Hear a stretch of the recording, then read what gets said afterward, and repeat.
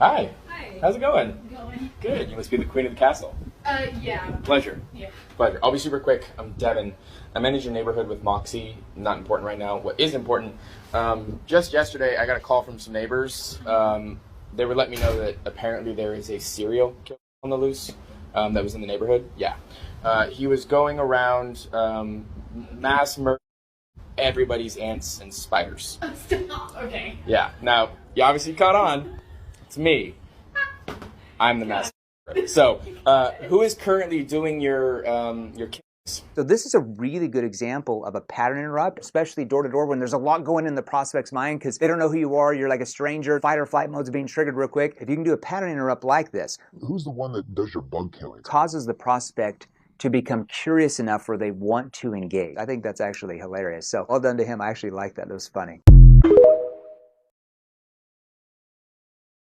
One of the best pieces of sales advice I ever got that helped me close more deals and earn more money is the pattern interrupt. This is a principle from the Sandler sales training system that I took back when I was in corporate America. There's a book called The Sandler Rules, or you can sign up for their trainings. I believe it's some of the best. The pattern interrupt is this. Whatever salespeople are typically usually doing, do the opposite of that and you're probably going to stand out, be more successful. Remember, every time you go into a sales call or you make a cold call and prospect on people, as soon as they know you're a salesperson, a wall goes up because salespeople have a bad stigma of being deceptive, lying, slimy people. So you're always working against that. Using the pattern interrupt always increased my conversion rates, and here's an example of a cold call pattern interrupt. Most salespeople will say, "Hey John, this is Michael with XYZ Technologies. Is now a good time?" It's never a good time to get a cold call. So you might say something like, "Hey John, I'm guessing I caught you at a bad time," or "Is now a bad time?" And then the salespeople normally will say, "How's your day going?" or "I'm calling because we help businesses blah, blah, blah." No. Instead, you lead with this.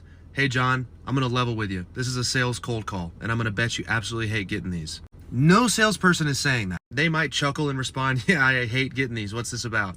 It softens them up a little bit. Then you say, "I totally understand. Everybody hates sales cold calls, and I hate making them even more than you hate getting them probably. So why don't we do this? I'll take 15 seconds, tell you why I called. If you feel like it doesn't make sense for us to keep talking, fine, we hang up and part ways. If you feel like it makes sense for us to have a little bit more of a discussion, we can talk about setting that up. Fair enough?" Gain consent that you're only going to take 15 seconds of their time. The point of this is that you call out the fact that the sales call is inherently uncomfortable and nobody likes getting them. It adds a very human component and almost disarms the prospect and helps them forget that you're a salesperson, but rather that you're just a person. Every time I switched to this pattern interrupt for cold calls, I got at least a 2-minute conversation. At least. Another example of this might be when a prospect brings up, "That's out of our budget." Some salespeople might start stammering, saying, "Oh, okay, well, we can be flexible. We can maybe make it work or set up a payment plan." No. The pattern interrupt salesperson might say, "I completely understand. We are a premium investment in the space, and not everybody's in a position to make that investment with us." You take the pressure off of them. You let them know it's okay if you aren't a fit, because they're expecting you to force the square peg in the round hole to try to make a buck. But if you take the pressure off and let them know, we might not be the provider for you, you are going to have an easier conversation. You are going to get their pain points out more easily, and you are more likely to get the business. Let me know if you want more sales tips like this. I haven't done them in a while. It isn't easy, but it is simple. Don't overcomplicate it.